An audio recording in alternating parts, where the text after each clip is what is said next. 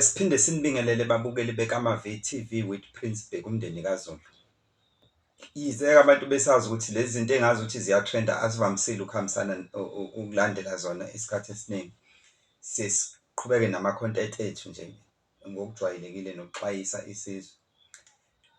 Bafowethu, njengabantu iqiniso lihle nje bafowethu, beside ukuthi umuntu uthi hhayi uzobulawa abantu kunjani kunjani, cha bafowethu iqiniso kufuneka limelwe nje.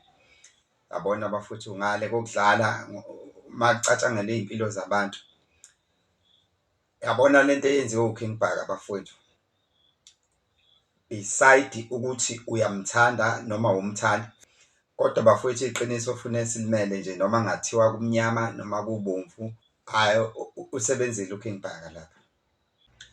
Yabona lento kaGwajo khona lapho esisize khona, kodwa-ke noma ibiyimbi isizile ukuthi uKing Bhaka ukuthi ukukhuluma kwakhe emva kwaleya nto kugcine kuvela nalabo hodoba akade sebecashile bey'nyanga abagcine beqola abantu, bagcine sebevela.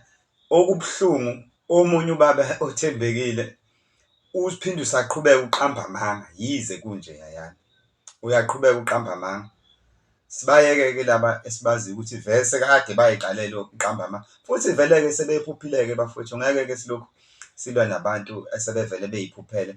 Ukuthi okubuhlungu nje kuyabukeka ngathi lezi y'thwalo zayithathwe kanye kanye ngoba baphuphe bonke, baphuphe bonke. Ngeke-ke silokhu sishawana nabantu asebephuphile.